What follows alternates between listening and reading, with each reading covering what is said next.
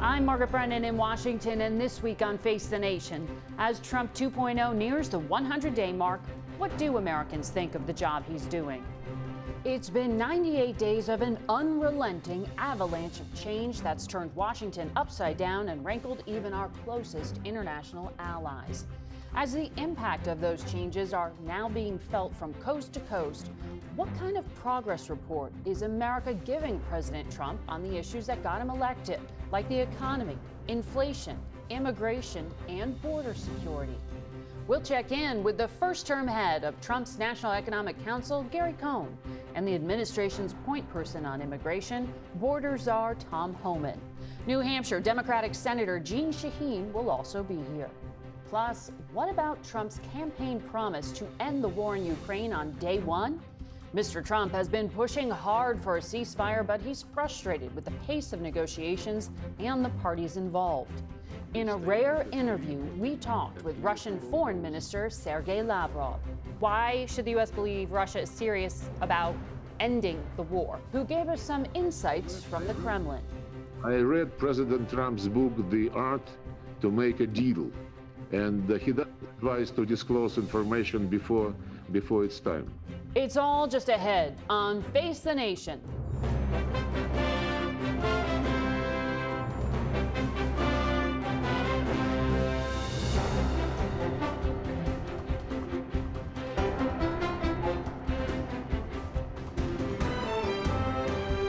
Good morning and welcome to Face the Nation. This morning, our new CBS News poll finds that President Trump's overall approval rating has dropped 8 points since his inauguration. And although 6 in 10 Americans say he is doing what he promised during the campaign, there is some growing concern about some of the policies he's pursuing to fulfill those promises. For more, we're joined now by CBS News Executive Director of Elections and Surveys, Anthony Salvanto. Anthony, you look at those numbers, the president's not doing badly. What explains, though, the decline that we have seen since taking office? Good morning, Margaret. Look, this is a story about big expectations and big changes. A big majority of Americans think that Donald Trump is making major changes to how the U.S. government works, to how the U.S. economy works. But it's also a story about focus, especially early in a term. What we see is increasingly Americans think that the administration is putting too much focus on trade and tariffs and not enough on what they see as trying to lower prices. And prices are really closely connected to how they rate the president, not just overall, but on handling the economy and on handling inflation specifically. Those ratings are down now to their lowest level of his term. But the other part on expectations, Margaret, is that coming into this, Americans told us many expected them to get financially better off under Donald Trump. They were remembering the economy during his first term when they said it was good. And so far, we see more Americans saying that they're now financially worse off as a result of those policies. Also, that less of them think that he's got a clear plan for what to do on trade and tariffs. So that's kind of undermined confidence a little bit on that. I have to add, his political base, MAGA Republicans in particular, are still very much behind him and are okay with this. They think the economy is getting better, even as Americans overall say that it's getting worse. The movement here has come from that segment of folks who kind of were giving him a chance on the economy, not necessarily MAGA voters, but they were saying, okay, they think he can lower prices and lower inflation. And so far, they haven't seen it. It's always interesting to see how much people associate the prices they pay with the economy. When the president talks about trade, the president talks about deficits, right? And they're saying, it's my grocery cart. Exactly. And that's been consistent, not just in this presidency, but back during Joe Biden's as well. It was, what's right in front of you? Right. What am I paying? Immigration was a huge issue during the campaign. The president's put it at the centerpiece of his administration policy effort. Is it bolstering him? Well, in some ways, very much so. Because first, start with the border, right? 2/3 of Americans say that his policies have reduced border crossings. That was key in the campaign, so that's seen overall as a success story. The other part on his deportation plan continues to get majority approval, but it's in the details where we start to see some differences. You know, you see big majorities of Americans say in principle, it is not acceptable if legal residents are mistakenly deported, mistakenly detained as a result of this program. And that may be forcing his overall handling of immigration down a little bit. But it also raises these larger questions we see in the first 100 days about the powers of a president and how one goes about getting their policies through. You know, more people say the president should be going through Congress for laws, not just through executive orders. You still see that collective role seen for checks and balances, a role for Congress. Also that the president should obey, pay attention to the Supreme Court if it rules against him. And all of that sort of comes back in around to this idea of big things going on in just the first 100 days. And I know you'll continue to track it. Anthony Salvanto, thank you. Thank you. And we turn now to Gary Cohn, who served as a top economic advisor in President Trump's first term. He is now the vice chairman of IBM. Good to have you back, Gary. Thanks for having me. So we saw the stock market rebound this week, and yet you see in our polling data, you see in economic indicators that there is real concern about what is coming, even recession predictions. What are you seeing? So I think we need to take a step back here. We entered the year with, yes, unbelievable euphoric excitement about what was going to happen. We also entered the year with the market sort of priced for perfection. I think now as we roll forward to where we are today, we're sort of in a world where we're in a price for realistic uncertainty. And uncertainty is not good for growth. So we've gone from this excitement to unpredictability. And the unpredictability has to do with where are we on the economy. And I think a lot of your data showed there's still a little bit of confusion on the economy right now. What we have seen for the beginning of the last 3 months in the early stages of the presidency is we've seen the consumers starting to be a little bit concerned about tariffs. The concern about tariffs has driven them to preload or front-end buy a lot of the larger items that they were going to buy. Buy them now because they are might be cheaper than in a few months. We've seen automobile sales at almost all-time record highs. So we see people buying automobiles because they're trying to avoid tariffs. They're buying consumer goods, they're buying washing machines, they're buying technology items. So we've seen the economy actually be in relatively good shape. So if you look at the actual data, what people would call hard data coming out of the economy right now, it looks pretty solid. If you look at the softer data, and the softer data is polling data, and you just showed some polling data, there's an awful lot of economic polling data. You start to see much more weakness in the polling data. So if you look at consumer confidence is an indication of what I'm thinking I'm going to do going forward. You start to see a lot more weakness in consumer sentiment and in consumer data. And I think that's starting to play through the economy. This week, we started to see a lot of the major companies in America report earnings for the first quarter. Now, remember, that's backwards looking the first quarter. But companies also have a view of what's going on in the second quarter. So you started to see some of the major consumer-facing brands say, look, our first quarter was pretty good, but we're starting to see signs the second quarter is not going to be as good as we hoped. We saw it in fast food restaurant like Chipotle. We saw it in snack foods for Pepsi-Cola. We saw it in the airlines. The airlines have talked about how difficult their restaurants are. And we've also seen it in the very high-end products. We saw it in LVMH is warning about sales slowing down. So we're in this part of the economy where there's this lack of predictability, there's uncertainty, and the consumer's acting that way by sort of withdrawing from the market and only buying the essentials and the necessity products or products they think they can buy today because they may be more expensive tomorrow. Or perhaps not on shelves tomorrow. That's something that we heard some of these retail CEOs privately told the White House in meetings this week. And our Richard Escobedo reports that in a separate meeting, the Treasury Secretary told investors the booking of container ships that carry goods between China and the U.S. is down more than 60%. Well, we're seeing the data. We're seeing the data coming out of China. And that means, though, if people even want to buy it, it won't be there. Yeah. So what people need to understand is the cycle from a good being sold in China, loaded on a vessel, sailed across the ocean, unloaded in the United States, put in a factory, distributed to a shelf, is about 8 weeks in the United States. So if you go back to the April 2nd date when the tariffs kicked in, you're talking about seeing the effect really May 2nd. So I would say the last couple weeks of May, you'll start seeing this effect here. So, we're a few weeks away from starting to see the early effects of what will happen in the transportation of goods. You're also starting to see many of the small businesses, and this is where it's really interesting. Small businesses who have to order goods, and you saw a lot of data out of the toy industry recently. The toy industry, which is really small industry, runs the vast majority of retail toy sales. People who are ordering their toys for Christmas today have to order those toys.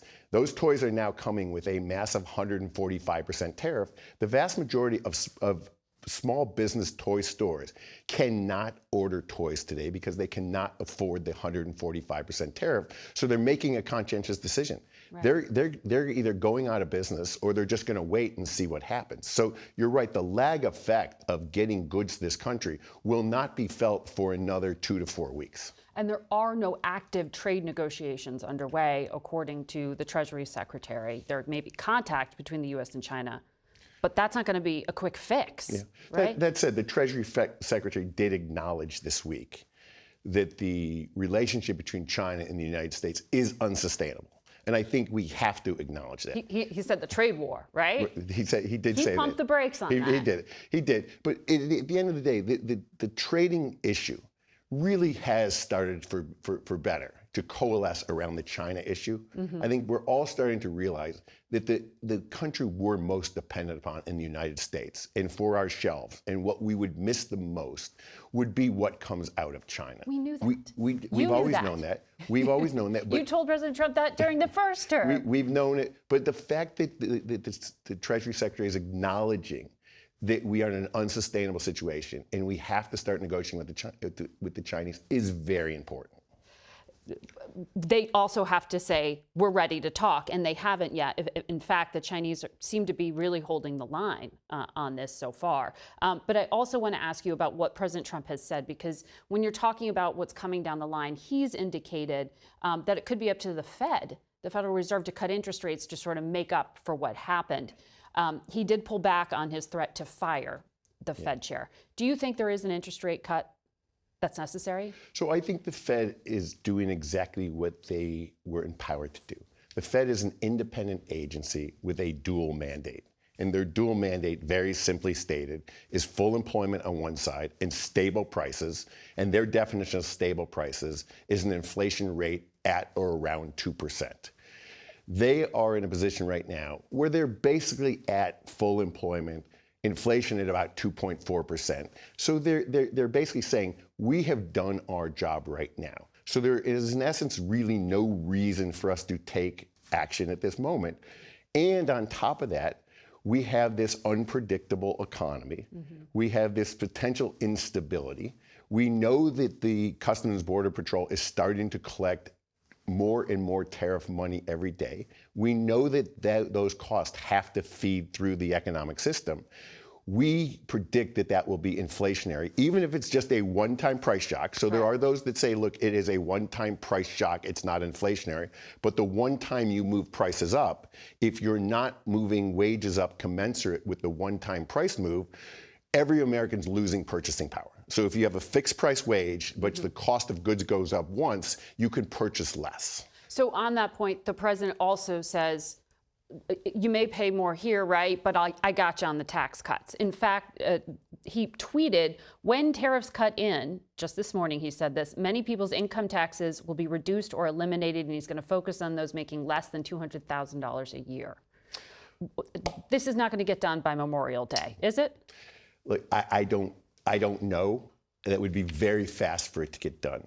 The other thing we need to understand about tariffs, and I think this is obvious, is tariffs are highly regressive, meaning that poorer people end up paying a disproportionate percentage of the tariffs because they spend 100% of their paychecks on goods. So they're going to Walmart, they're going to their stores, they're buying goods with their paycheck. Wealthier people save a bigger percentage of their paycheck. So the tariffs are going to affect the poorer people more. We got to leave it there, Gary. We're going to watch this, though. Okay. All right. Face the Nation. We'll be back in a minute. Stay with us. The prospects of a ceasefire in Ukraine faded a bit last week after Russia launched one of the deadliest attacks on Kyiv since last July. Saturday, President Trump and Ukrainian President Volodymyr Zelensky sat down together at the Vatican prior to Pope Francis's funeral, their first face-to-face meeting since February's Oval Office debacle. Trump later issued a social media post saying that maybe Putin doesn't want to stop the war and is just tapping him along. On Thursday, just hours after that attack on Kyiv, we spoke exclusively with Russia's Foreign Minister Sergey Lavrov and talked about the potential components of a peace deal. European sources say that the U.S. proposal is really just kind of a list of bullet points. Does Russia have details, the details you need at this point, in terms of a formal proposal? We are really polite people. And unlike some others, we never discuss in public what is being discussed in negotiations. Otherwise, negotiations are not serious. To ask for somebody's opinion regarding the substance, go to Zelensky. He is happy to talk to anybody through media, even to President Trump. The National Security Advisor, Mike Waltz, said last month that President Trump is asking for thousands of Ukrainian children who were taken into Russia to be released now as part of what he called confidence-building measures.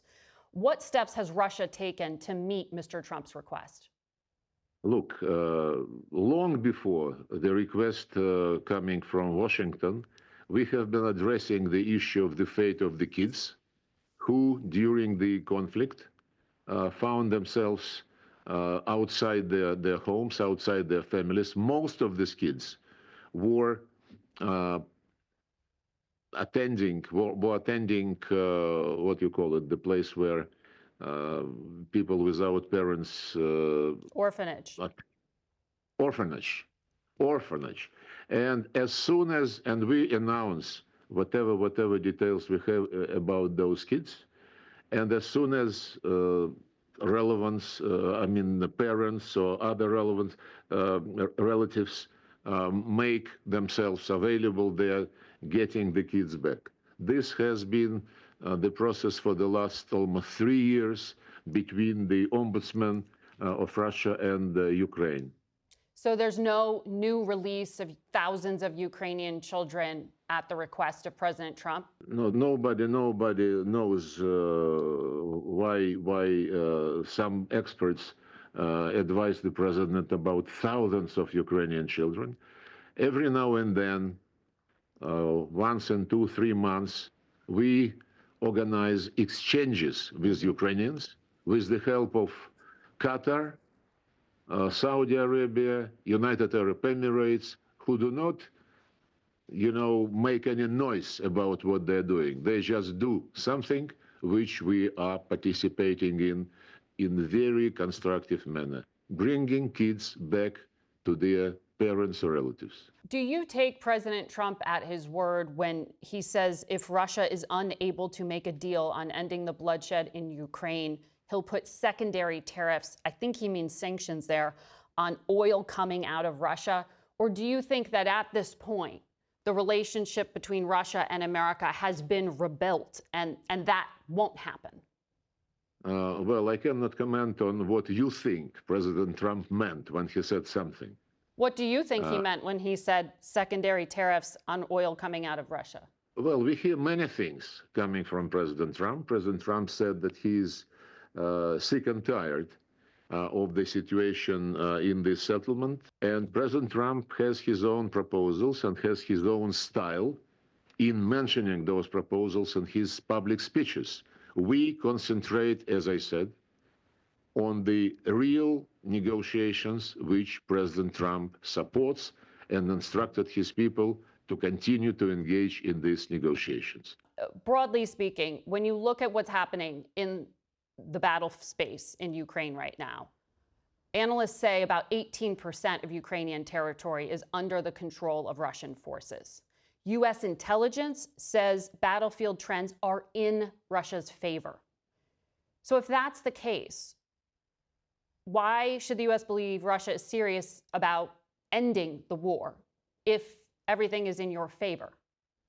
Well, we judge by the reaction of our American colleagues to what we tell them. And this is being done during negotiations. They're confidential as any serious negotiation. And they know our position. And Marco Rubio, he publicly said that now they better understand the Russian position and the reasons for what is going on. And he said that nobody in Washington lifted a finger to do the same, to understand, to try to understand Russia during the Biden administration. And this implies that the dialogue continues, that the dialogue is supported by the United States, and I reiterate that it is supported by the Russian Federation, and this dialogue continues. So President Trump said he expects to meet soon with Vladimir Putin. What's an acceptable time and location? Why should they meet? Look, the presidents are masters of their own destiny and of their own schedule. I heard President Trump say that he is planning to be somewhere mid-May, and that after that he would be suggesting some dates. I cannot add anything else. But you think it would be good for the two leaders to meet soon? We're always in favor of meeting with people who are ready for a dialogue. President Putin repeated this thousands of times, and when we met in Riyadh, together with President Putin's foreign policy advisor Ushakov, with Marco Rubio and Mike Waltz, the American colleagues clearly stated that the U.S. policy is based firmly on U.S. national interests. They understand that the Russian policy, led by President Putin, is also based on Russian national interests, and that it is the responsibility of great powers to make sure that whenever those national interests do not coincide, and this is in most of the cases, this difference should not be allowed to degenerate into confrontation. And that's what dialogue is for.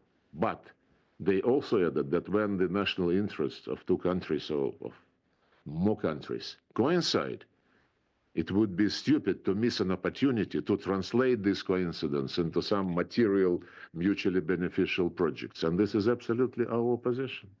You know that President Trump is coming up on 100 days in office, and he has made clear his patience is wearing thin with the diplomacy here. Do you expect the U.S. and Russia to continue to talk after these potential peace talks fall apart? Russia is always available for a dialogue. So you have to address your question to the American side. Second, you prejudge the current process by saying that eventual collapse of the talks. We concentrate on doing business, not on thinking, failures or victories about anything. We'll have more of our interview when we come back.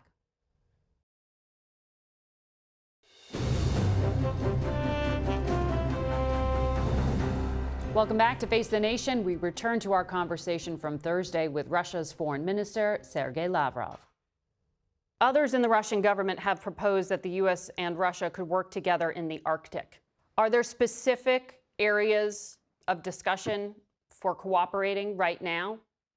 You always want me to disclose Well, this things, is a public statement. Things which might be discussed by respective officials of Russia and the United States, by those who are responsible for trade, economic cooperation, investments, and so on and so forth. I'm asking what you think the potential is. I read President Trump's book, The Art to Make a Deal, and he doesn't advise to disclose information before it's time.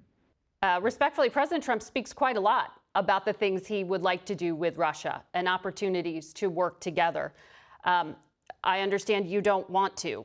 On the specific things President Trump has said in public is that the U.S. could work with Ukraine to operate the largest nuclear power plant in Europe, which is in an area, Zaporizhzhia. Russians control that area right now.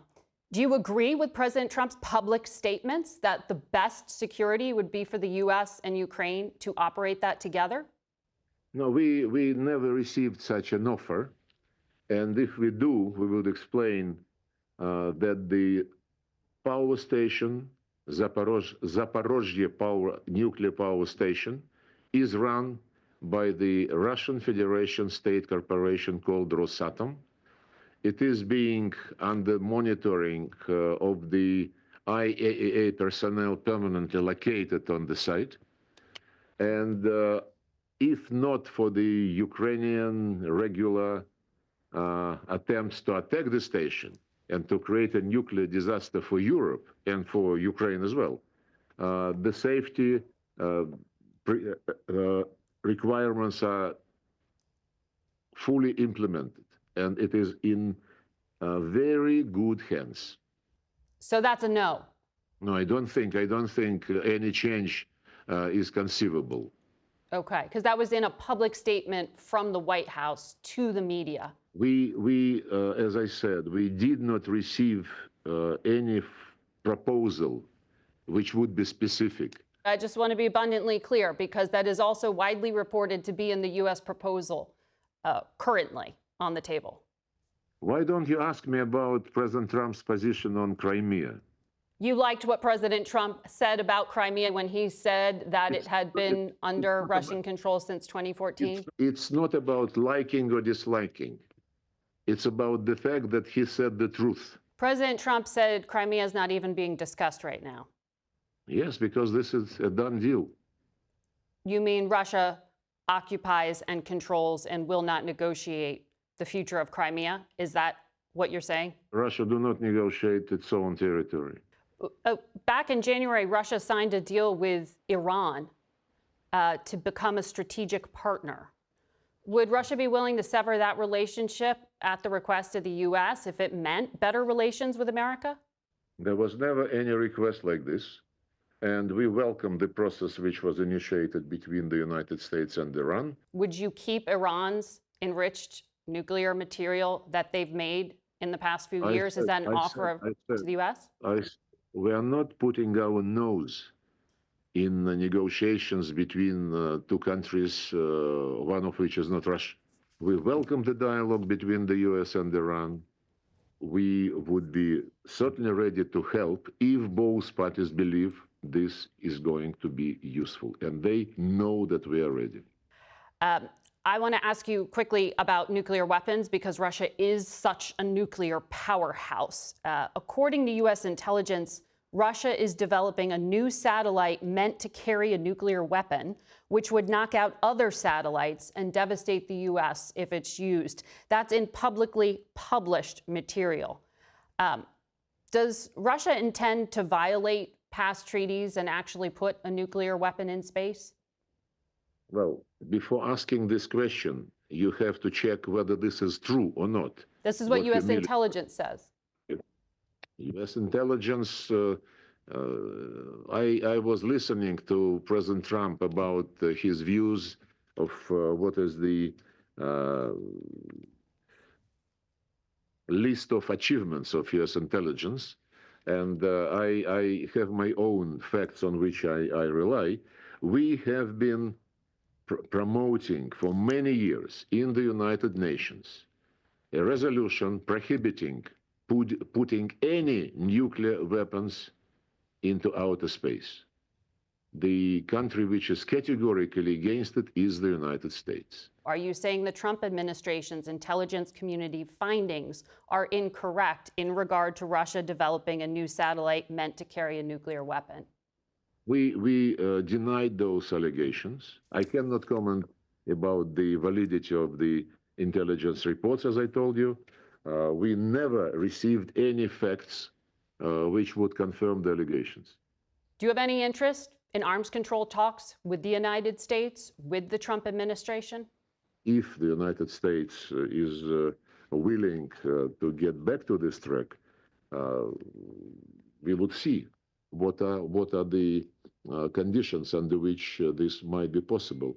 As long as in the U.S. doctrinal documents, we are described as adversary when the officials in Washington some time ago called us enemy. So we want to understand what Washington thinks of our relationship and whether Washington is ready for, I would emphasize once again, an equal, mutually respectful dialogue heading to finding a balance of interest. If this is the approach, everything is possible. You can watch our full conversation with Foreign Minister Lavrov on our website and on our YouTube page. Just search Face the Nation. We go now to New Hampshire Democratic Senator Jeanne Shaheen. Senator, President Trump repeated his threat Saturday to look at potential sanctions on Russia. Senator Lindsey Graham tweeted he's got nearly 60 co-sponsors for a sanctions bill. Yet in our interview, Minister Lavrov basically said their economy is self-sufficient and sanctions don't matter. Are they actually leverage at all? Well, I think we ought to take up the Graham legislation and we ought to pass it through both houses and put those secondary sanctions on Russia.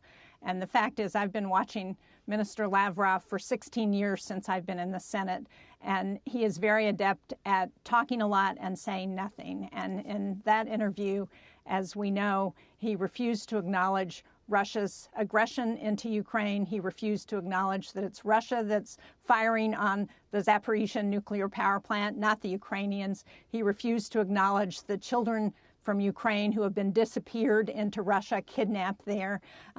He does not, he's an excellent prevaricator who never takes a position that is in opposition to what he believes is Russia's interest. Fair summary there. As to his abilities to evade direct answers, but he did directly answer on the sanctions bit, saying, trying to brush off these threats.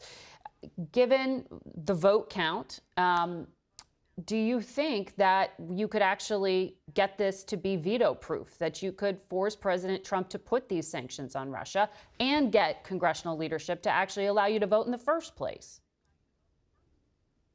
Well, I do. And I think, in fact, the administration has been working with Senator Graham and certainly understands that this is legislation that is in the works and that there is some real benefit as Vladimir Putin continues to drag his feet, to do everything he can to play for more time so that they're able to take more territory in Ukraine and to better advance Russia's position.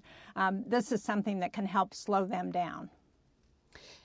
I want to ask you about the oversight roles you have on some of the committees you serve on. At the State Department, Secretary of State Rubio announced a major reorganization this past week with plans to reduce staff by 15% eventually. It will also condense certain bureaus or eliminate them. One of them is the Office of Global Women's Issues, and I know you have personally worked with many of these diplomats.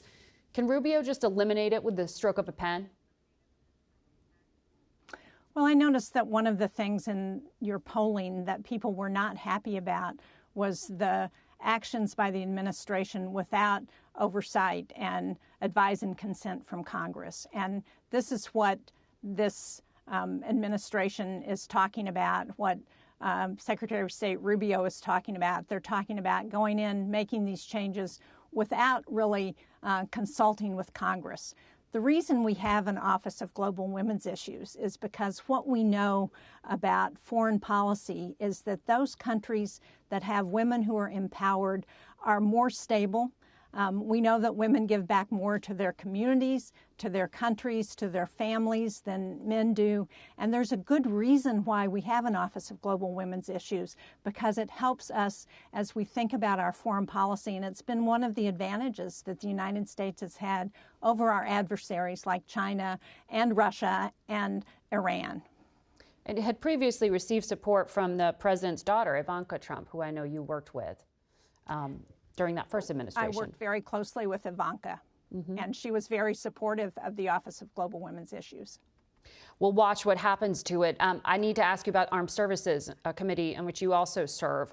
A number of political appointees at the Pentagon have been fired or resigned in recent days, which means the Secretary of Defense currently has no chief of staff, no deputy chief of staff, and no senior advisor for policy. Does it concern you that he doesn't have this kind of architecture around him? And what is Congress doing in terms of oversight? It concerns me greatly that he has created chaos in the Pentagon. The fact is, Pete Hegseth was not qualified to take the job as Secretary of Defense, and he has shown that time and again. He showed it with his sharing classified information on a signal chat, with the recent sharing of information again with his wife, with his brother, with his lawyer on a signal chat. Inappropriate to take classified information and then share it in an unclassified source with people who do not have the credentials to hear that information. He has created chaos that is now embroiling our uniform military in the chaos that he's creating at the Pentagon without having the appropriate people to run things. And he's not taken responsibility for his actions. And for those people who serve under him, he has shown that he is not the kind of role model, not the kind of leader that we need at this time. Very quickly, it's sensitive information the Pentagon is looking into through this Inspector General inquiry, whether it was classified. Do you have any idea when you will get a clear answer? I don't, and I think it's important that that's a bipartisan request to have that investigation done to see what was appropriate, and hopefully they will come out soon with recommendations. You know, one of the things, the concerns that I raised with the Secretary of Defense was what the tariffs are doing to the supply chain for our Department of Defense. We know that the Ukraine war showed us that we have some real challenges with our defense industrial base. Those are being made worse by these tariffs. I was at a company in New Hampshire last week that does ball bearings for the aerospace industry. They told me that because of the tariffs on steel, that what used to take them 20 weeks to get steel, they're now having a 2.5-year backlog. That puts a real strain on our Department of Defense. And I know you've sought more information on that. Senator, we'll have to leave it there for today. Thank you for joining us. We'll be back in a moment. We're joined now by President Trump's border czar, Tom Homan. Good morning to you, sir. Good morning. We see in our polling some support for the president's policies here. We know that overall border crossings are at the lowest monthly level we have seen. Just over 7,000 migrants came across in March and were apprehended. But given the fact that you're still waiting on Congress to give you funding, do you think that's going to handicap your ability to carry out these policies? Well, look, I think we've been very successful, and we got the most secure border in the history of this nation, and President Trump was able to accomplish that in 7 weeks. That's something that Joe Biden didn't and wouldn't do in 4 years. But yeah, the more money we have, the more we can do. The border is the most secure it's ever been in the history of this nation, but we need more funding for interior operations, ICE operations, to arrest those public safety threats, national security threats, and others from the United States. Again, the numbers are about 3 times higher than they were during the Biden administration as far as ICE arresting the interior. But with more money, we can do more. Well, let's talk about what's happening on the interior. On Friday, there were 3 American citizen children born here who were deported along with their mothers from Louisiana down to Honduras. And according to advocates, one of them is a 4-year-old child with stage 4 cancer, a rare form of metastatic cancer, who was sent back to Honduras without getting to talk to a doctor and without medication. I understand this child's mother entered this country illegally, but isn't there some basis for compassionate consideration here that should have allowed for more consultation or treatment? Well, it certainly is discretion. I'm not aware of the specific case, but no U.S. citizen child was deported. Deported means you got to be reported by the immigration judge. We don't deport U.S. citizens. The mother was deported along with the children. The children aren't deported. The mother chose to take the children with her. When you enter the country illegally, and you know you're here illegally, and you choose to have your citizen child, that's on you. That's not on this administration. If you choose to put your family in that position, that's on them. But having a U.S. citizen child after you enter this country illegally is not a get-out-of-jail-free card. It doesn't make you immune from our laws. If that's the message we send to the entire world, women are going to keep putting themselves at risk to come to this country. You know, we send a message. You can enter the country legally, which is a crime. That's okay. You can have due process, great taxpayer expense, get ordered to move. That's okay. Don't leave. But have a U.S. citizen child and you're immune from removal, that's not the way it works. So you don't think there should be compassionate consideration for a 4-year-old child undergoing treatment for cancer? I didn't say that. I said well, that was a question. ICE officers do have discretion. Yeah. ICE officers do have discretion. I'm not familiar with the specific case. I don't know what facts surround this case. I've just made aware of this when you mentioned this morning. I was not aware of that case. On Friday, a federal judge who was appointed by President Trump said a 2-year-old American citizen child had been sent to Honduras with the mother who was deported. But the judge said, quote, there was no meaningful process. So again, this is another similar situation and dynamic. Shouldn't there be special care when these deportation cases involve small American-born children? Well, first of all, I disagree with the judge. There was due process. That female had due process at great taxpayer expense and was ordered by an immigration judge after those hearings. So she had due process. Again, this is parenting 101. You can decide to take that child with you, or you can decide to leave the child here with a relative or another spouse. Having a U.S. citizen child doesn't make you immune from our laws of the country. American families get separated every day by law enforcement. Thousands of times a day when a parent gets put in jail, the child can't go with them. These, if you're an illegal alien, come to this country, and you decide to have a U.S. citizen child, that's on you. You put yourself in that position. Well, when it came to this particular case, you just pointed out that they could have made arrangements. The father tried, actually, to make arrangements, as we understand it through our reporting.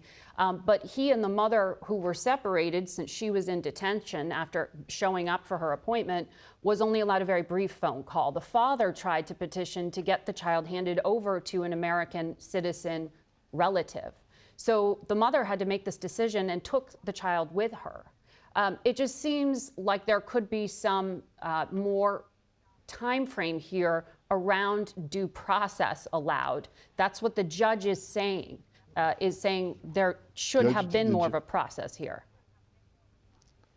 There was due process. The 2-year-old baby was left with the mother because the mother signed a document requesting her 2-year-old baby go with her. That's the parent's decision. I don't think the judge knows specifics of this case. 2-year-old went with the mom. The mom signed a paper saying, I want my 2-year-old to go with me. That's a parent's decision. It's not a government decision, it's a parent's decision. The father wrote a note. Anyhow, we have to leave it there. Director, thank you for your time today. We'll be right back. Pope Francis was laid to rest yesterday in Rome. Our Chris Livesay has our report. Benedicta tui mulieribus. Of all the world leaders coming to the funeral of Pope Francis, no one raised both more tension and excitement than President Donald Trump and Ukrainian President Volodymyr Zelensky. As the funeral for Pope Francis progressed in St. Peter's Square, we met Olga Vilsanka from Ukraine. He always said, please pray for Ukraine. Please remember the suffering people of Ukraine. The papacy has always been a political as well as a religious institution. Pope John Paul II used it to speak out against communism and is widely seen as having played a role in the fall of the Soviet Union. Monsignor Karl Castell, who's lived through 7 papacies, says Francis was just as outspoken. Not everybody liked it, but whether it was the President of the United States or the President of the Russian Federation or whoever, he would say what he thought was the right thing to say for the Pope. In 2016, while returning from a trip to Mexico, that meant speaking out against U.S. conservatives over mass migration when he said, a person who thinks only about building walls is not Christian. Then candidate Donald Trump fired back. For a religious leader to question a person's faith is disgraceful. Francis and his social agenda will no doubt be on the minds of cardinals when they elect the new pope next month. In the recent past, we've had several cases of popes who have had enormous political influence as well. It all depends on whether or not they're listened to. It's a point not lost on Vilsanka from Ukraine. Do you think that in Pope Francis's death, that at this very funeral, peace might eventually come? God willing. God willing. Zelensky said his meeting with Trump could be historic if they achieve joint results. Hours later, as President Trump was flying back to the U.S., he took to social media to blast Russian President Vladimir Putin for firing missiles into civilian areas. That was our Chris Livesay in Rome. That's it for us today. Thank you all for watching. Until next week. For Face the Nation, I'm Margaret Brennan.